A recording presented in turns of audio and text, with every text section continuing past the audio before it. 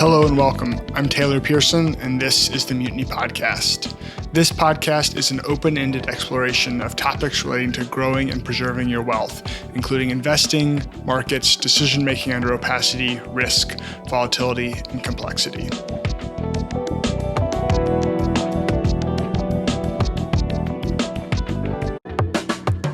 In this episode, we talk with Diego Parrilla of Quadriga Asset Managers. Diego is an engineer by training and has spent 20 years in the markets.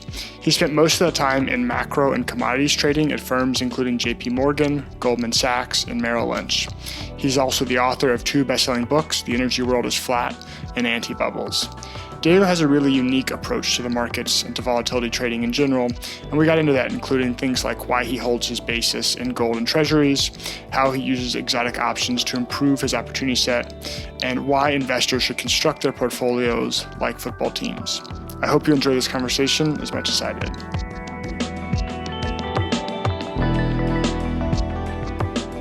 Diego, what do you mean when you say your portfolio should act as a team? What does a reasonable team look like? Well, look, I think there's quite a bit to learn from sports. And what I mean by the concept of the team is that different components in the portfolio need to play different roles.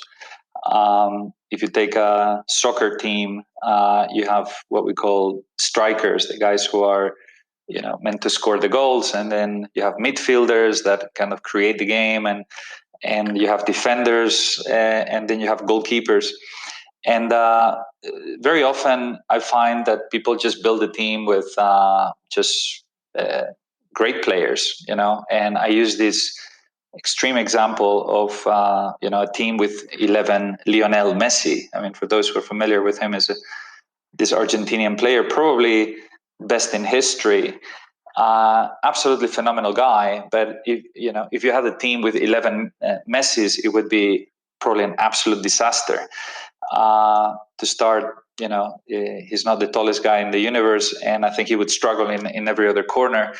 But that's the idea, when you build this portfolio, and in fact, this is a good time to check this out. I mean, most people want their entire portfolio to have green lines. It's like, oh, I bought 20 things and everything made money and I'm so smart. And that could be a bit of a red flag, because guess what? You could have all those 20 lines in red. So nobody wants to lose money anytime, but this is really about finding assets that will make money over the medium long term, and that will make money through different paths. So when you actually put them together, both end up, let's say, in the same place, which is, let's call it plus 20%, but they actually do it in different paths so that the team is way superior. And I think this has three parts. The first one is, can you choose your strategy? So you want to play 50% strikers and 50% in defenders, or do you want to play 80-20 or 20-80 or 100-0 or whatever? So that's the ultimate strategy you want to play, which should be a function also of your own wealth and your own, the stuff that is not in the markets. It could be your business, it could be anything. The second part is, can you delegate to certain players? Some stuff you can do in-house. You might be a great equity stock picker or whatever. But some stuff you're going to do with people externally.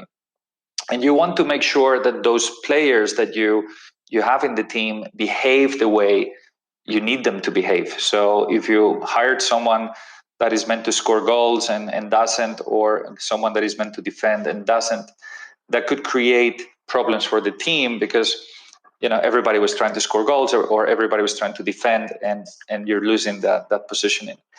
But the third thing, which is critically important and is less understood, is the compounding effect. And this is what happens when you have a team of great strikers and great goalkeepers. There will be times when your 50-50 basket becomes, let's say, 60-40 in dollar terms, or 40-60. And you could let this deviate ad infinitum. You could have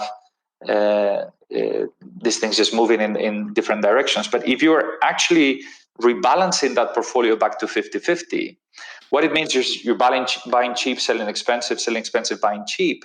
And as these assets eventually both end up at, let's say, plus 20%, but you were able to embrace that volatility of the market, then you actually compound the returns. And that is hugely important, because this is not a game of, I have a crystal ball, I'm super smart. It's do you have a strategy? Are you delegating to the right guys? And are you able to compound on volatility? And I think that's key. And I think those lessons can be learned from teams in sports, and they have very direct application to the markets. And failing to do this leads to one of the big risks that we've highlighted many times, which is the risk of false diversification. Is this perception that you're diversified because you have a bunch of different players, but the reality is that when the market behaves in a certain way, particularly a crisis, you might see that they're all the same trade. Yeah, I was actually reading yesterday, we were talking about this idea, if people say, well, I'm I don't know, have moderate risk tolerance, so I own a lot of, I have a team full of midfielders, as opposed to, it would often make more sense to have, maybe less strikers and more defenders, or how you balance across the team. I want to go into, you talk about, you sort of play the goalkeeper, and that's kind of the role you see that the Quadriga plays in most people's portfolios. What does the goalkeeper look like in terms of a investment strategy or portfolio? Well, you want to be effectively a synthetic put. If you think about the industry, I would say that it's very polarized between two worlds, between the long-only world and the absolute return world. And it turns out the long-only world is great because you bought your S&P. When the market goes up, great, I know what I have. When it goes down, I know what I have. But obviously, it misses out on capital preservation. So long-only managers, when the market goes up, everybody expects you to behave like a long-only manager. When the market collapses, they want you to be absolute return. Now, the issue with absolute return is sometimes it's a bit of a black box. It's you don't really know what you own. And I think what we try to bridge is a little bit this idea that you want your strikers to be call options. The ideal portfolio would be a call option on the Nasdaq with zero premium, right, or positive carry, and then the other half of the portfolio would be a put, or would be almost a call on the VIX, or a put on equities. And in that sense, you could do it in multiple ways. You could, how do you generate that, predicted or predictable upside with the most leverage possible, whilst protecting your downside and with the best carry possible. I'm effectively describing a call or a put, and I think this is part of the construction of the team. How do you choose these pieces? In our particular case, we have 3 building blocks. We have we think precious metals is gold in particular is an anti-bubble. It's the anti-bubble of the paper currency, which I think it's in the current environment and the foreseeable future, we'll continue to see this dynamic playing out with money being printed and artificial low interest rates supporting real assets in general and monetary assets like gold in particular. We also see room for things like US treasuries, and this is quite controversial because obviously US treasuries are not artificially cheap assets. Rates are also artificially low. Having said that, they are anti-crisis assets. So they as crises come, rates go to zero, they can perform well. And in this sense, the third bucket, which is the more interesting one, is the options bucket, is the insurance bucket. And there, we have self-imposed risk management limits that effectively mean we only buy options. And as a goalkeeper, we buy mainly 2 types of options. We could buy either puts on risk assets like equity, credit, high yield, EM, commodities, or we could buy call options on anti-crisis and anti-bubbles. This is gold, treasuries, the VIX, dollar, inflation. And then you could actually combine the two using, taking advantage of structural considerations or carry. So ultimately, the way we see our role as a goalkeeper is, can we be that synthetic put? Can we generate this big payout during hostile markets? Can we do it with whilst protecting the capital, so the minimum drawdown possible, and with including benign or bullish markets? And that's to do that, you have certain pieces, like I mentioned, like pressures or treasuries or options that can give you a certain a profile that is repeatable, that is predictable in terms of how the strategy is going to behave. But then we have the ability to manage inside of those buckets, and buy the right insurance. When do we buy it? How much do we buy it? When do you sell it? How do you restructure? What are the best opportunities? And that's what we do. So it's trying to find that balance between creating a strategy that is predictable. Investors know we're long gold, treasuries, options, but at the same time having flexibility to be able to optimize and diversify this across underlines, maturities, strikes, payoffs, etc.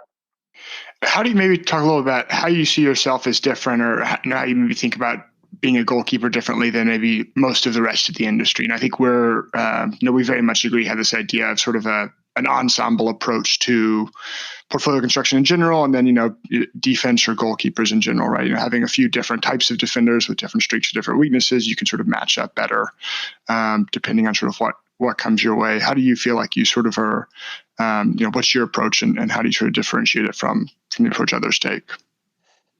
Great question. And I think this came a lot at the beginning, when people were saying, so we need to put you in a box. What are you?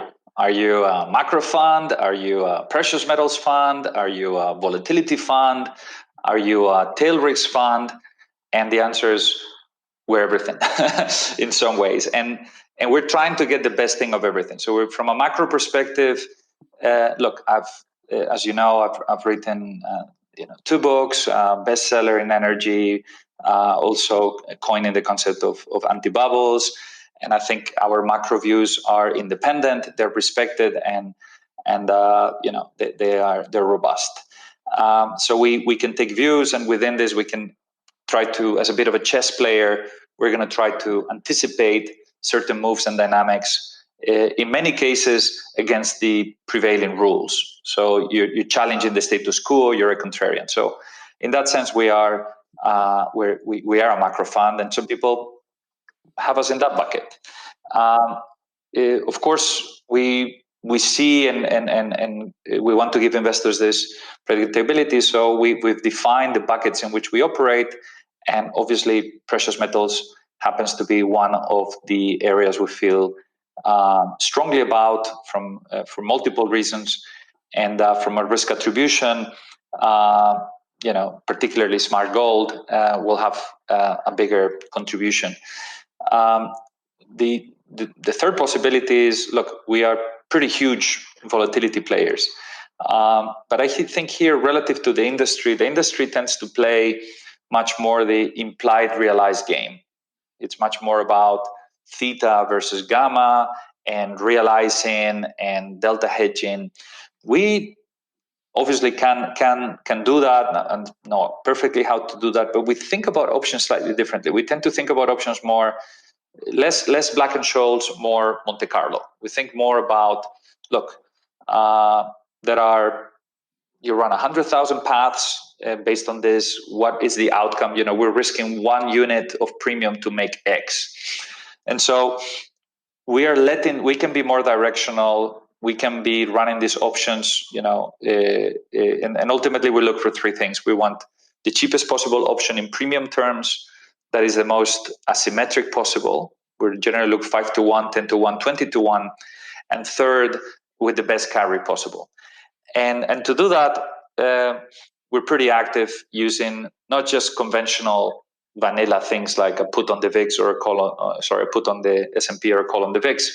We're actually pretty active using correlation and exotic. So I think one of the things that differentiates us is that extra level of sophistication, trying to implement this in the cheapest, most asymmetric, best carry.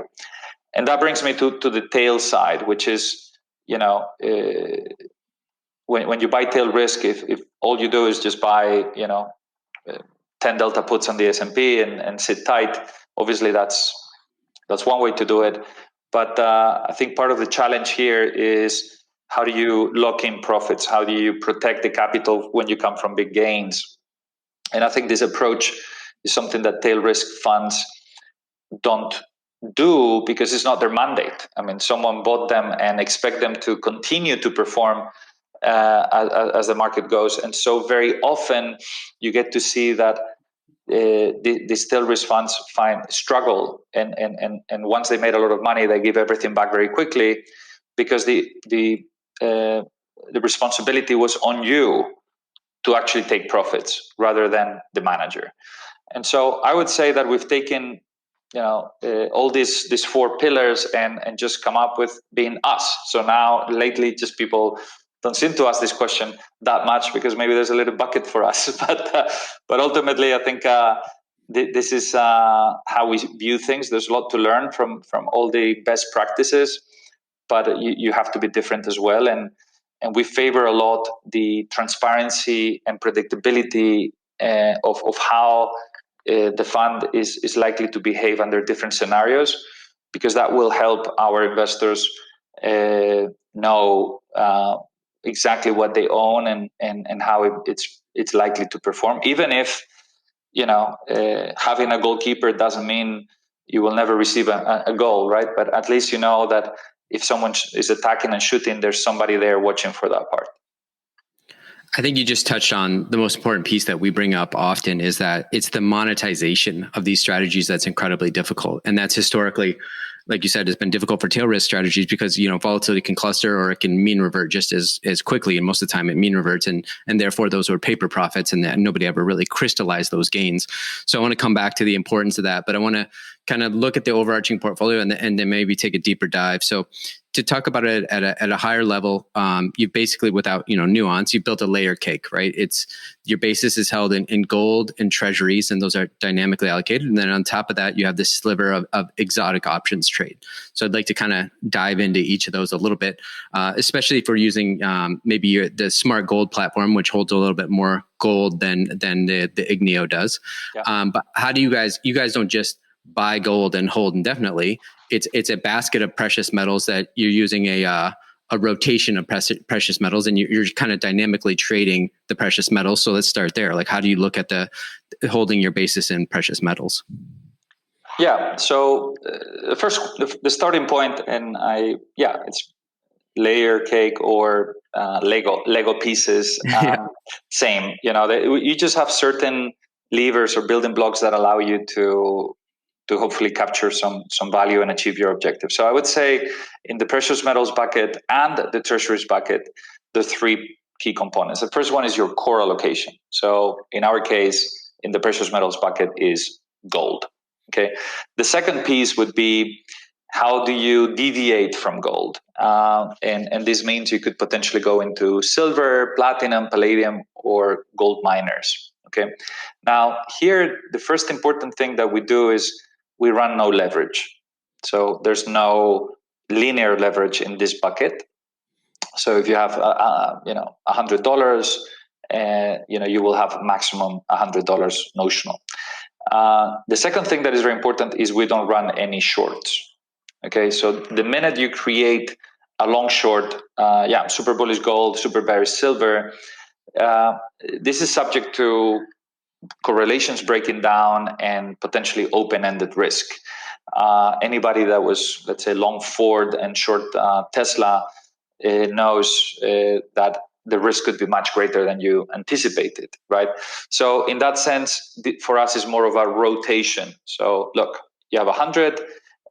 If you want to buy some silver, you're going to have to sell some gold, okay? And so this becomes a little bit more of a relative value play, where you say, well, in what instances or at what point in time are gold miners or silver or platinum better than gold, and at what point do I switch back? So that is subject to a third element, which is we don't want to be in a situation where we just put everything in platinum, okay, and then turns out that gold is up a gazillion, platinum collapsed, and investors are like, what happened here?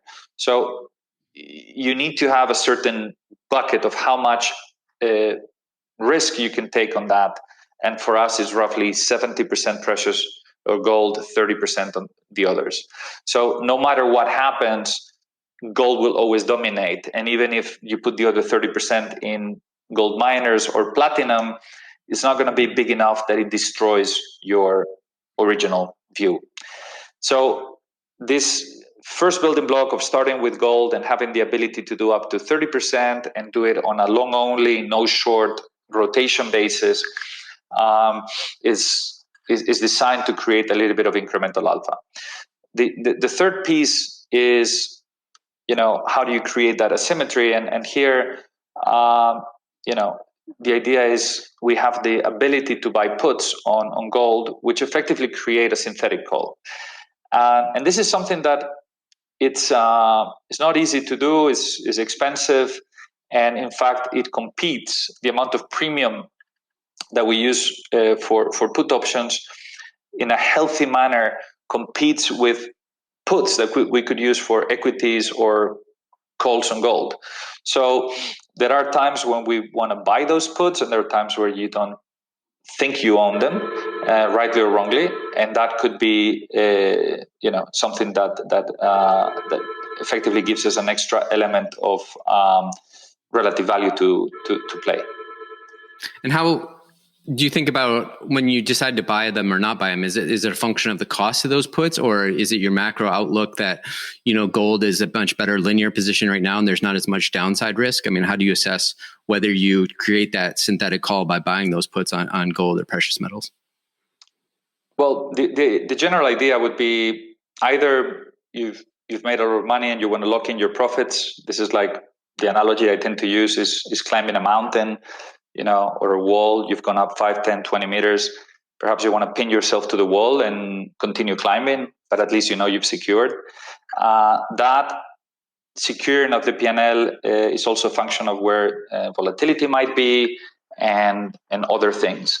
The other possibility, which is where we're now, is a bit more like,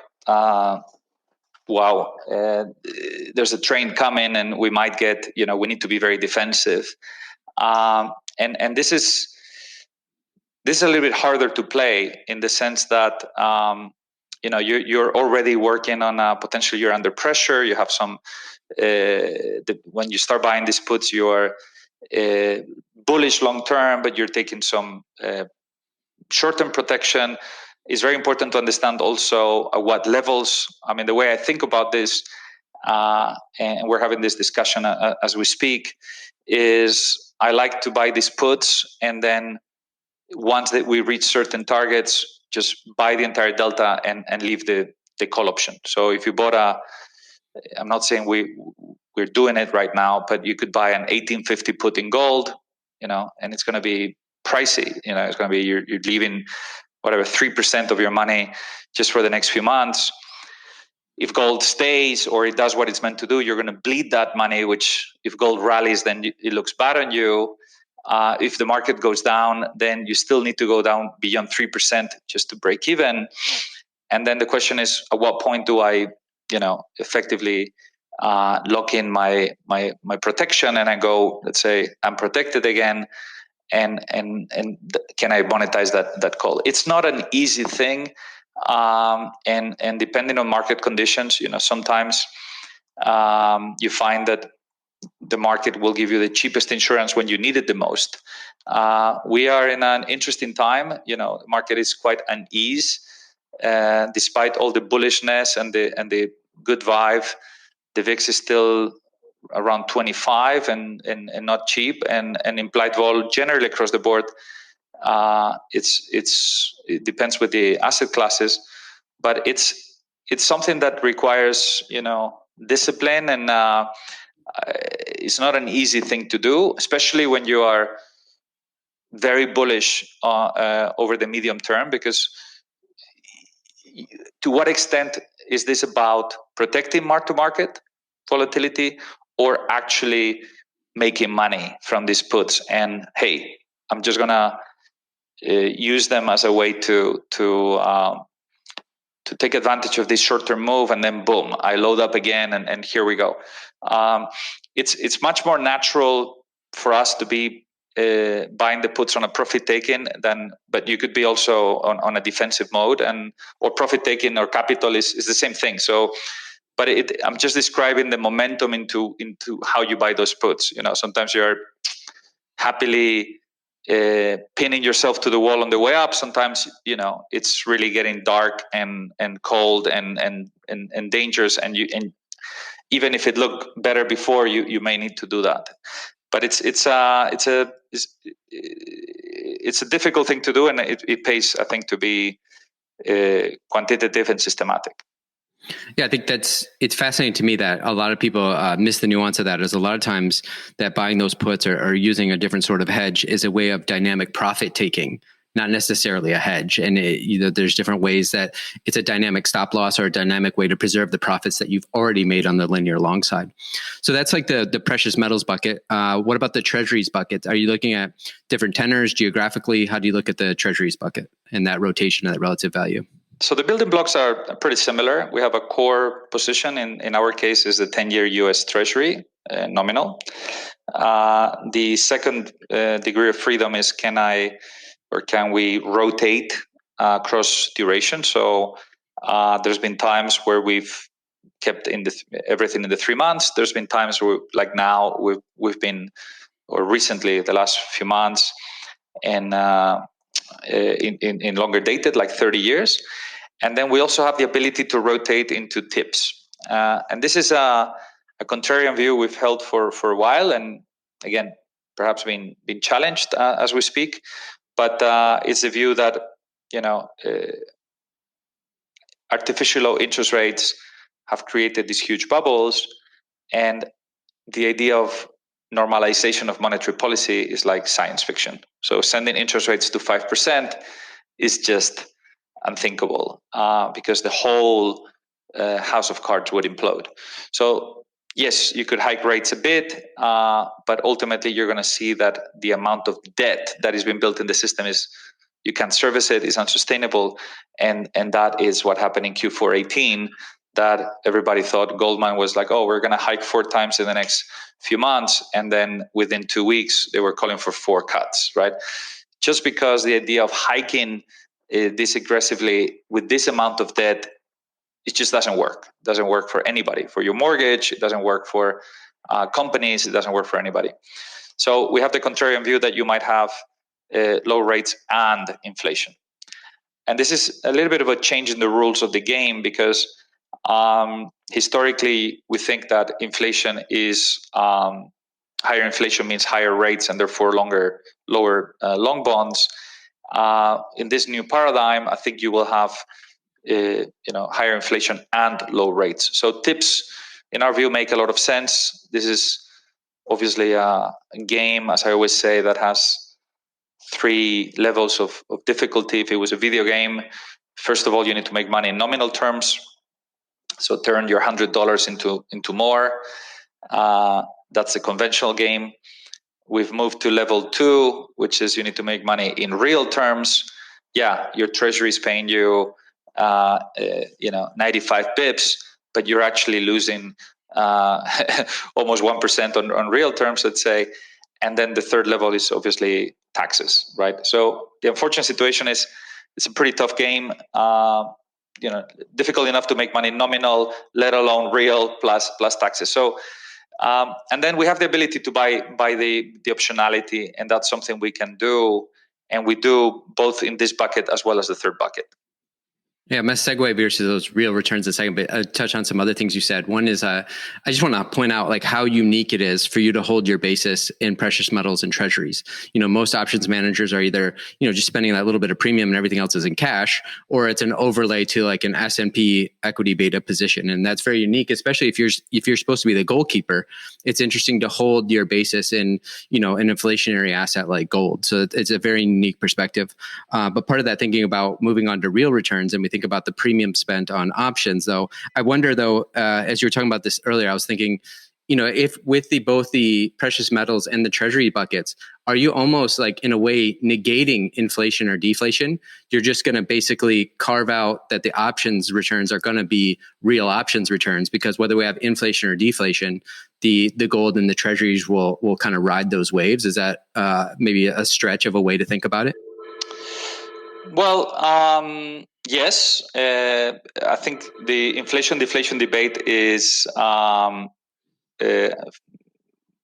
we could spend the entire day talking about this and what it means. I think it's important to understand that inflation is not about the value of your house or bread going up. It's about the value of your money going down. And I think in that scenario, certainly, the current monetary inflation, what we're seeing with money being printed, I think it could actually definitely support gold. I think for the treasury side, theoretically, it would hurt it because people think about inflation in that non-conventional way, that it's oil and things like that. I think overall, my view is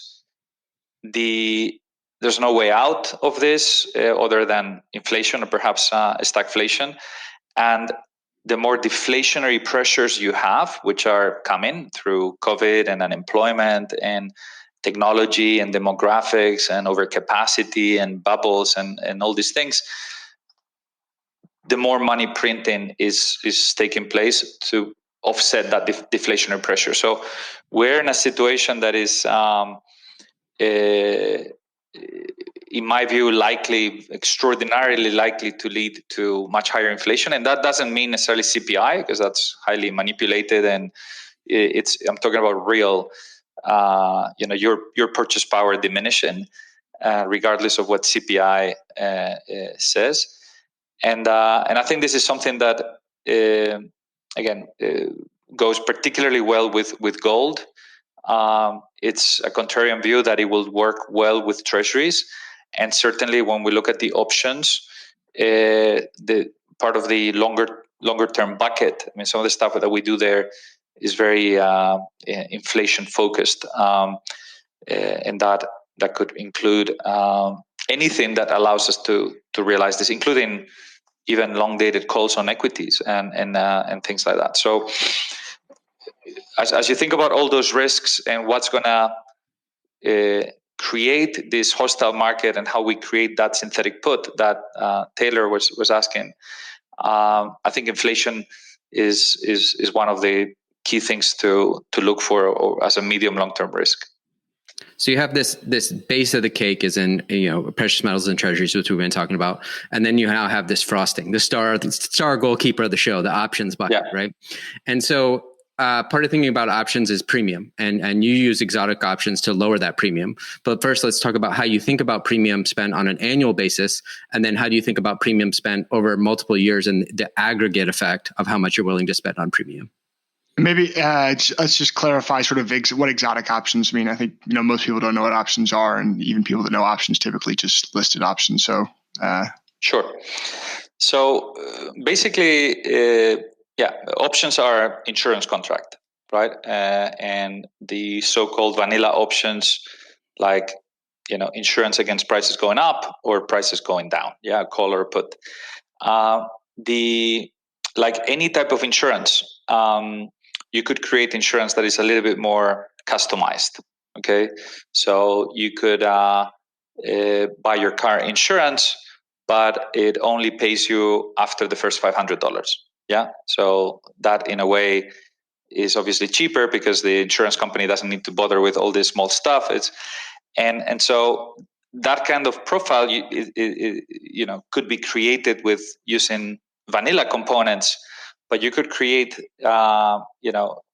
things that are a little bit more customized, such as your insurance will disappear if something happens, or your insurance is not only a function of what happens to equity markets, but also to gold markets. So effectively what we're trying to do, and to both of your questions, macro is about probabilities, right? We live in a world, just like a lot of the equity or fixed income investing is mostly about discounted cash flows, and someone like Warren Buffett will think purely on cash flows, and something that doesn't give him cash flows is worthless.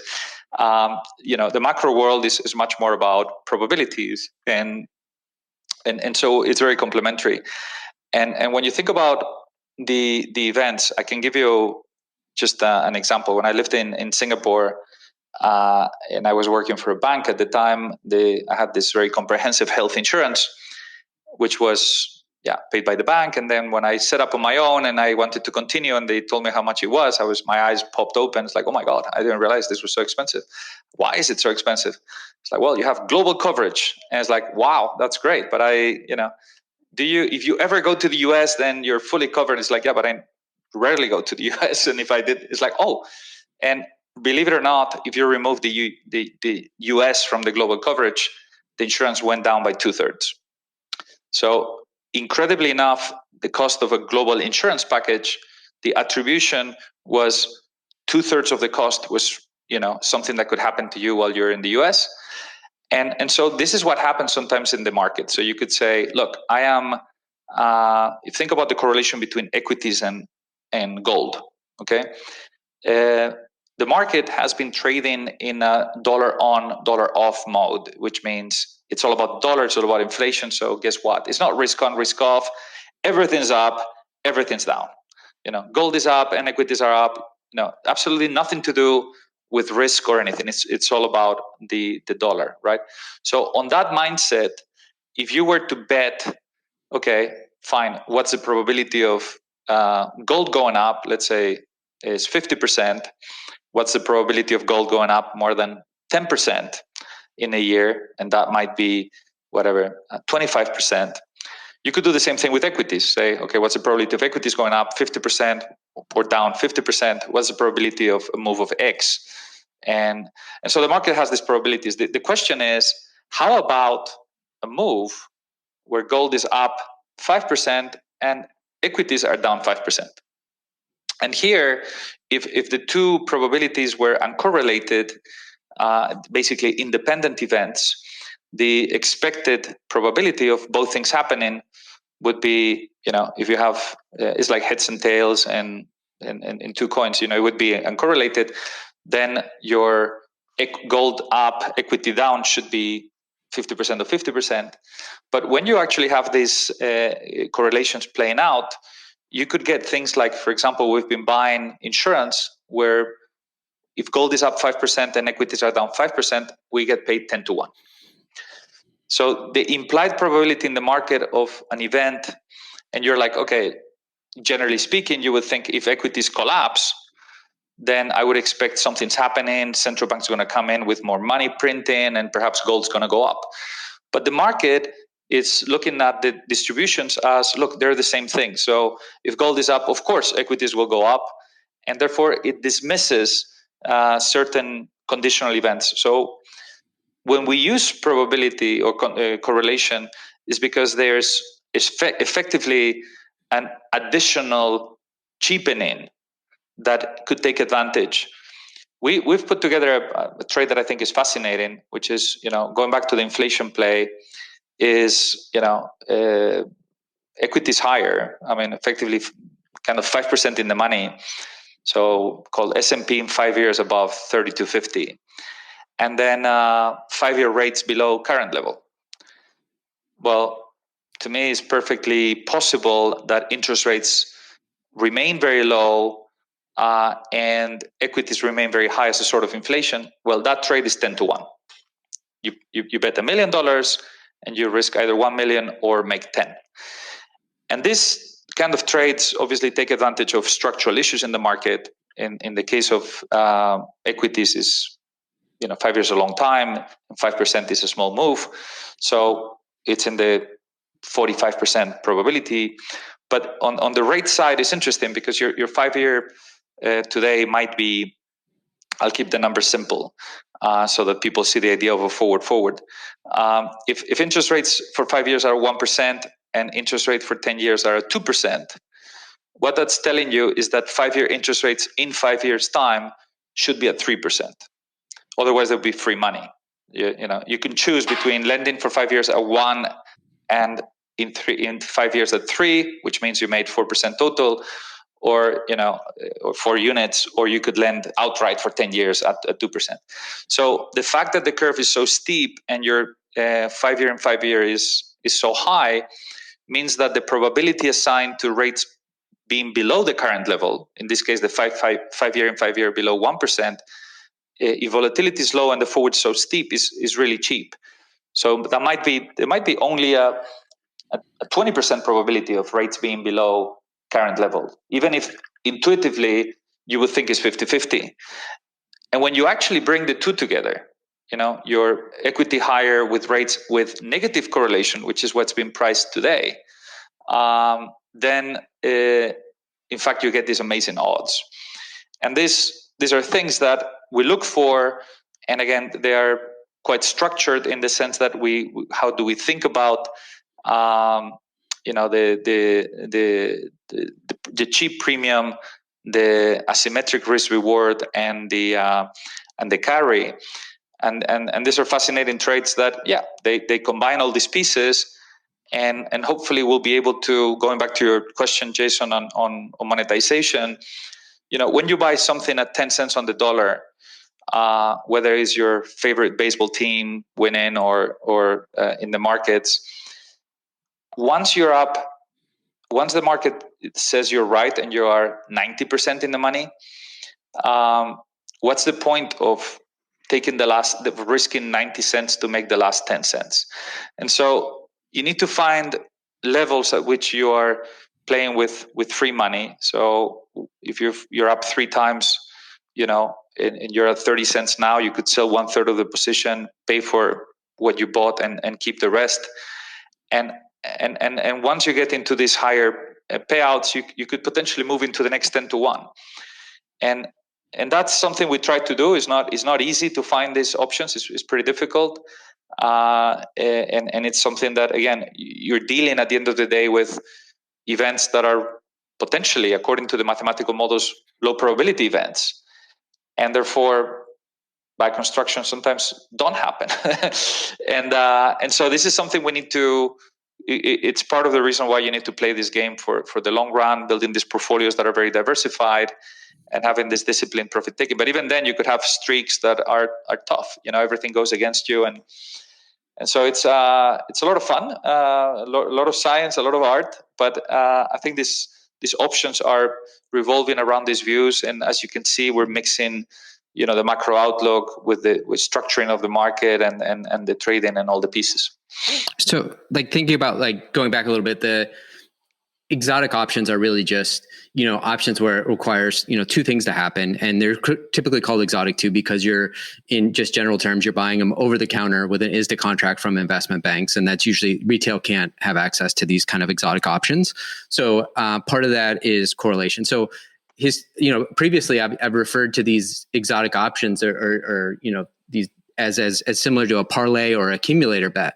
But I was just thinking that's not actually accurate, because a parlay or accumulator bet on sports is those events are uncorrelated. But what the baseline assumption of what you're saying is that the market or the investment banks are actually getting the correlations wrong between these two assets. And especially because they're using maybe correlations from a risk-on environment. And in a risk-off environment, the correlations are completely different. A lot of times they're flipped from the previous. So I want to maybe dive into what the definitions or the specific nomenclature of these options trades are when you're dealing with exotic options. So you brought up, S&P up, rates down. Is that a worst off, or is that a dual digital? How did you express that trade? And then let's actually talk about what those kind of trades are and define those trades. Yeah. Very good questions. I think Give me 1 second. Basically, I would say that, look, exotic options are generally non-vanilla. So single asset. So let's take the S&P, and you have a knock-in or knockout or a digital or whatever. Fine. You also have what we call hybrid options, which is when you mix two assets. Now let's walk through some examples, because this is like playing Lego. Okay. So the simplest vanilla option is a call or a put. Okay, we know that. One of the very intuitive things to do is, you talked about a worst off, is you basically look at, I'm going to use a stupid example, but well, I'll change Ronaldo or Messi. Okay, they're actually both really good players, right? And so if you were to face, do I want to buy S&P puts, or do I want to buy gold calls? And let's say that you like both, and these are real numbers. Okay, you could be, the cost of a vanilla put could be on equities could be 5%. The cost of a vanilla call on gold could be 5%. So you're facing the question, do I spend 5% in each, in which case I'm spending 10%, or do I choose just one? Or you could do something and say, you know what, I like both. I'll take the worst performer of the two. I'll just take whichever does worse. And here, if you think about, you just plot like a matrix, like a 2x2, very simple. You could have scenarios where one is up, the other one's down, in which one of them pays, the other one doesn't. In which case, the worst of the two is the one that doesn't pay. And so when you actually look at this worst off, there are, according to a mathematical model and according to the implied correlations, perhaps the mathematical model sees very, very difficult. It sees is very, very unlikely that this will ever pay, because it says, look, correlation is very high. So yes, you have a gold call. So if gold is up 20%, you look great. But guess what? You have a put on the S&P on the other side. If gold is up 20%, S&P is up 20%, your put paid you zero. So tough luck. Okay. So in that case, it would have been better to spend your money in a 5% in a call option on gold, and even spend your money in the put in equity, because you would have made a lot of money in the gold deck. On the worst off, you might get things incredibly discounted, but for a reason. Okay, because as we're seeing now, for example, we're long some options in worst of format. We're long calls on gold and puts on equity. And the last few months, to be honest, it's been mission impossible, because when gold was doing well, equities were up, and so unfortunately, correlations eventually broke out the wrong way for us, because it was gold collapsing and S&P higher. But at least you risked that premium. You know your downside, but the asymmetry and the type of payout, instead of paying 5% for this worst off, you could pay 50 basis points. You could pay 0.5% or 1%. So yeah, you're doing something that is more risky. Is expected to pay in fewer scenarios. But if you were wrong or you were correct, and both gold flies and S&P collapses, if you had if the market moves 20%, your 5% option would have paid you 4-1, which is amazing, right? In a 20% move. But if you bought it for 50 basis points, it would be 40-1, right? So, and also your break even is so much lower. You only need them to be marginally in the money for you to start getting your money back. So I don't recommend that you do 100% of the book in this kind of stuff, because there could be scenarios where, if correlations don't perform, and that's something that has cost us in the last few months, is, whatever was betting on correlation playing out, it suffers, because, it doesn't pay. And so you need to find ideally the right balance to create find enough insurance that is predictable enough. So I'm going to have a little bit of puts, a bit of calls. So if I'm correct, then at least something pays me with, and then I'm going to add that icing on the cake with something potentially more explosive. And as you mentioned, crisis, and this is very important to understand, during crisis, it's a bit, I like to use the analogy with fluid mechanics as an engineer, right? The world operates in laminar regime, meaning everything's linear, everything's predictable, until things go turbulent, in which case, you have to use suddenly volatility explodes, correlations explode, and things behave in very unexpected ways. And so financial crises are a little bit like that. You're moving from a predictable linear world where everything is expected to a world where these things explode. How do banks hedge this, or other people? They're not wrong. They just need to choose something. So volatility, it's easier to understand because it goes up in crisis and whatever. But correlations could be hugely unstable. Think about the relationship between gold and the euro. Okay, for the normal thing is that euro and gold go up and down together. But what happened during the European crisis? Gold flies and euro collapses, right?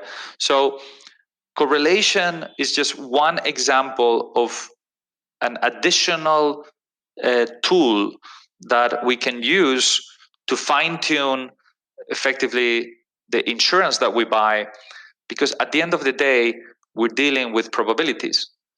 But it's not the probability of team A winning and and something else happening. There is a market for these things. Part of it is because of supply and demand of these kind of structures. Part of it is because the market's been, as you said, realizing X or Y, and also it's a non-observable market. So how do you mark your book? How do you determine what's the right correlation? So it becomes a bit more opaque. Good news for the banks is that correlation can only be from -1 to +1. Otherwise, it could get a lot uglier. But certainly, I think this discussion is hopefully interesting because it shows that not only options can give you a very asymmetric profile, because you bought insurance, you spent one, and it can pay you a lot. You can actually try to find ways in which that insurance cost is minimized that gives you even greater asymmetry. And also, because you only put 10 cents, the way at which those 10 cents decline should be lower than if you had spent 50 cents or something much higher. So this is something we balance very carefully. We have a lot of tools and do a lot of work and a lot of experience. But again, the key, in my view, is to find the right diversification, even within these instruments, so that you don't get too exposed to any of these dynamics, because the crisis could come in any way, any form, anytime. And before we get into that, the portfolio construction of all the options bets, we've talked about vanillas, we talked about worst offs. Let's quickly find two more. What's a dual digital, and how do you express a dual digital?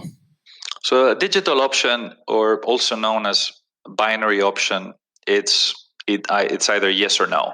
So flip a coin, heads or tails. So you could bet a digital option would be, is the S&P going to be higher or lower than X? The answer is yes or no. And the price of this digital is just the implied probability. So if the market thinks there's a 10% probability that the market will be up 20%, this digital will be roughly 10%. So you should expect to be right 10% of the time and make $1 and wrong 90% of the time. So that's kind of where the pricing comes from. There's no free money. When you do a dual digital, you do the same thing, but with two conditions. So here we're saying, okay, I think gold will be more than 5%, equities will be down more than 5%. The individual digitals were 30% and 30%, and the dual digital is roughly 10%. And that's the beauty of these dual digitals in some ways is that, unlike the worst stuff where you need both to perform, in the dual digital, once one of them performs, even if the other one doesn't move, it's great because you're left with, let's say we said equities down, gold up, and gold goes up $3,000. Okay, so that condition now is met. What you're left with is just a vanilla. It's just a simple binary. So when you think about the hedging of this, they converge and they trade in a way that you might buy them very cheap, but if you're correct, they start to converge to the single vanilla. And this is something that, again, I kind of compare it to, when you play golf, you don't just aim for the flag. You may go and fine tune, going a little bit to the right of the flag and putting uphill. Avoid the water hazard. There's second order effects that you may want to add when you construct these options, which effectively mean you're trying to fine tune a little bit that bet is not just directionally. It's how the volatility is, how they're going to behave. So I'll give you an example. So everybody's going to be very proficient after this podcast. So if I am let's say we're betting on a digital, the gold will be 10% higher next year, and the market assigns 20% probability, so it'll be 5-1. Day one, am I long or short volatility? Well, of course I'm long, because if volatility goes up, then the probability of finishing in the money is greater. So I'm happy. Volatility goes up, I'm happy, I make money. However, let's say that the market is up now 20%, right? So I'm now happily in the money. Am I long or short volatility? And the answer is I'm short. I want the referee to whistle the end of the match and say, hey, game over, that's it, you're up, observation, correct. But if you're in the money and volatility explodes, the model would predict the probability of you getting back out of the money. So the interesting thing with this is that the risk profile can change very dynamically. In this simple example I showed you, you start long volatility and you go short volatility. So for example, that's something you may want to be or not. You may say, look, I think the market's going to explode higher and then it will settle there and volatility will collapse. Then you want to play your golf ball to the right and get it there. Here's the same. So if you did a worse stuff or other things, you might see that volatility will continue to go higher in that environment. And so these are things that you balance when you use these Lego pieces and decide, okay, what is my directional view? What is the current implied forward? What is the current implied volatility, the implied skew, which is the cost of relative cost of options and the correlation. And when you put all these pieces together, hopefully you come up with something that you think has a 50 or 70% probability of happening, but the model is giving it a 10% probability. And that would be amazing. If you can find those things, then you will make a lot of money because you're getting unbelievable odds. And I'm sure this is something people do in sports and whatever, finding those relationships. But I think here in the markets is something that can be done, and always from a long option perspective, which means your worst case scenario is your premium. You want to be in that situation where you can sleep at night, in my case, and know that, it could be tough to lose and lose and lose and lose, but you know how much you're risking. And then part of it is the other reason you like a dual digital is because when one side goes deep in the money, a lot of times the investment bank will want to pay you to get out of that trade. So you can almost dynamically monetize that, even if just only one side's in the money. You can determine now the probabilities of the other side going in the money or not, and you could still have an exponential payout on that, even if you didn't hit both sides of the dual digital. Absolutely. I think at the end of the day, the banks know exactly what they're doing, and they don't really. Under normal conditions, they're perfectly hedged, and they just look. I knew my risk was gold going up. I buy a bit of futures. I hedge it. The problem for the banks comes when you have this big change of regimes. So is like selling options, right? You could sell options and be very happy, delta hedging, and the market's moving 1% per day, but you know what? Theta is paying me for a 2% move, so I don't care. And so you could be short options in a normal world and say happy days. The problem if you're short options is vol goes to 80, there's zero liquidity in the market, you're paying ginormous spreads to delta hedge, and before you know it, you're in a position where you have to buy back your option because it's unhedgeable, and that's it, right? And I think the problem when you do some of these exotics is if that happened, you get the compounded effect of volatility going up and correlations breaking down. Okay, and this is what makes gold and euro to look like, oh, they're both very calm and they don't move much and they're correlated. It looks like gold and euro are the same thing, to two beasts that start moving like crazy with a lot of volatility in opposite directions. And that's a scenario where it's almost like resonance, right? In physics, where this thing just goes boom, and that sweet spot of volatility exploding and correlations breaking down, it's a nightmare scenario for anybody that is short any of these options, because they can lose incredible amount of money. It's like, let's say that as a commodity guy, Brent and WTI are the same thing, and you play your spread and your long short futures, and in the market, people traded, let's say you trade the futures in 10 lots, and then the spread, because theoretically has less risk, you do it in 100 lots. Turns out that that's true until correlations break.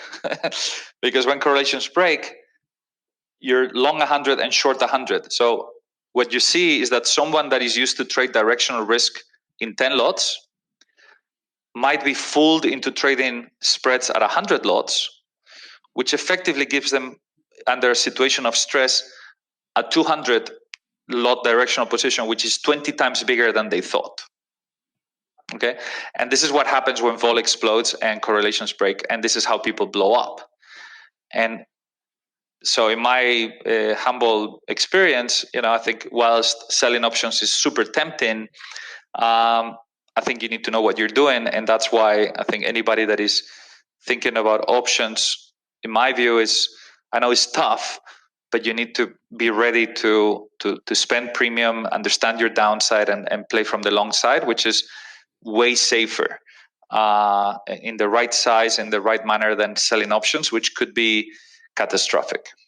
Yeah, I want to, and I think in that analogy too, as LTCM would have been selling 1,000 lots down that pairs trade, but I digress. And I wanted to get more into exotic options, but more importantly, I actually want to just tie this all back together and the way you think about portfolio construction. So typically, what happens if a degenerate gambler, they're looking at that parlay or accumulator bet, they're like, if these 4 things happen, I'm going to be rich, right? But they're not thinking about the accumulated losses or at a portfolio level.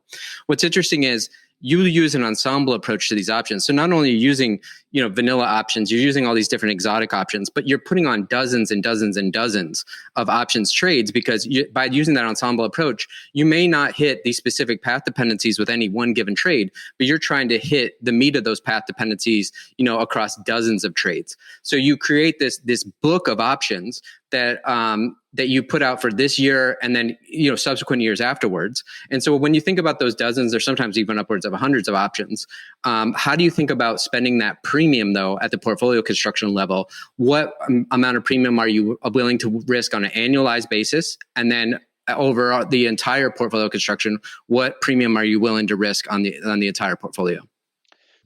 Very good question. I think similar to the discussion on the relative value, where you don't want necessarily any one bet to completely distort your view. So you turned out to be just platinum or just silver.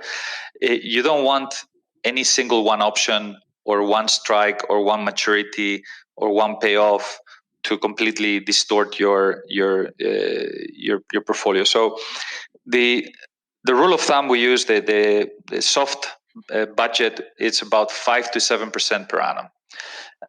That's a level where it gives you sufficient amount of premium to actually do something relevant. If you can find the 5 to 1, 10 to 1, 20 to 1, there's significant upside.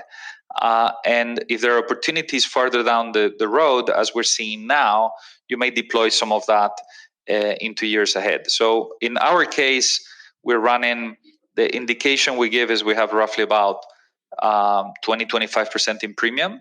But that comes, part of it is in 2020, 21, 22, 23, and even we have some options that go out 30 years. As things move inside of the portfolio, perhaps gold and treasuries will go up or down, and on a relative basis, these weights will change, or even inside of the portfolio, things that are the average ticket might be, let's say, 0.2%, 0.3, 0.4. So as you build all these different pieces, some of these might go boom, and what was 0.3% might be worth 3%, right? And so as you take profits on these, you're looking into the new trades. And so you want to find something that you describe the ensemble effect. It's also a bit like a domino, right? Because crises follow a bit of a domino pattern, or different. You could see, perhaps credit markets or emerging markets getting a little bit ugly, and then things start to happen there, and then there's some contagion into the credit, and then it goes, and then eventually, things blow up, and then volatility has been going up, and then treasuries start to rally, and then central banks come in, and gold goes up. So, or it could well be that it's inflation that is driving things like gold and others, and then it actually hits you back. And so you don't know exactly. It could be China blowing up tomorrow. It could be a geopolitical issue in oil. It could be anything. It could be so. In that sense, that portfolio effect, that things will ultimately be correlated, but you want the options to pay, hopefully at different times, in a way that as you take profits in one, you're okay with that, because you got the next piece of the domino coming, right? So if you were long puts on S&P, and that starts to go down, that rates are going to go down and treasuries going to go up, and as you take profits on your treasuries, that gold is going to go up. But in the immediate time, as equities go down, gold could go down with it. So yeah, your S&P put pays you, but your gold call doesn't. But as things are getting uglier, you actually want to load up on that gold, which is an even better entry, because it will pay later. So what I'm saying is, I don't have a crystal ball. Nobody, I think, does. We know, however, that there's some predictable patterns and things that will pay and others that will not.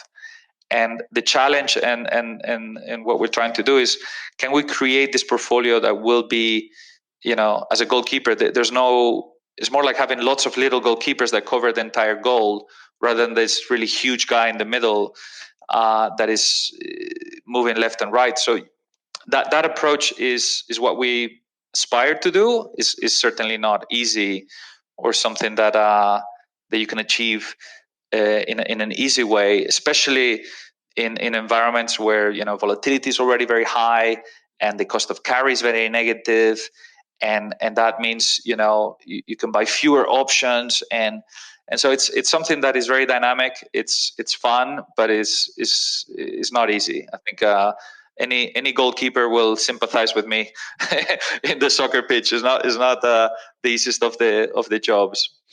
Well, yeah, I think for most goalkeepers, it's a lot of boring times, right? It's 88 minutes of nothing and 2 minutes of excitement. And so that's the key to what you said, though, too, for us, is that I think by having so many different options overlaid on top of each other, it's almost like a forced monetization process as those come closer to expiration, or you go to restrike them. And that's the fascinating part, is like your forced monetization. So, last time we talked, it was, I took you deep into the Spanish night, so I don't want to do that to you this time. But we really appreciate your time. I think your breakdowns are always amazing. People should definitely follow you on Twitter at Parrilla Diego, and your books are phenomenal. I highly recommend all your books. Taylor, do you have any other questions, or can we let Diego go on about his day? No, it was great to speak with you, and yeah, we'll have to do it again sometime. Look, guys, it's been an absolute pleasure. I didn't say this, but needless to say, I hope we can all go through these times in healthy and despite being hit as a goalkeeper by the recent announcements is fantastic news. So I'm hoping the best for everybody. Let's continue to do our jobs the best we can. But first things first, I wish every listener the best and lots of health. And it's been an absolute pleasure to catch up with you guys. And I look forward to doing this again in person or sometime, COVID allowing. And if you guys come over to Madrid, please, you'll be most welcome. And again, thank you so much. I hope you guys found it helpful. And any further thoughts or whatever, drop me a line or we'll be in touch. Thanks for listening. If you enjoyed today's show, we'd appreciate if you would share this show with friends and leave us a review on iTunes, as it helps more listeners find the show and join our amazing community. To those of you who already shared or left a review, thank you very sincerely. It does mean a lot to us. If you'd like more information about Mutinyfund, you can go to Mutinyfund.com. For any thoughts on how we can improve the show or questions about anything we've talked about here on the podcast today, drop us a message via email. I'm Taylor@Mutinyfund.com and Jason is Jason@Mutinyfund.com, or you can reach us on Twitter. I'm @TaylorPearsonME and Jason is @JasonMutiny. To hear about new episodes or get our monthly newsletter with reading recommendations, sign up at Mutinyfund.com/newsletter.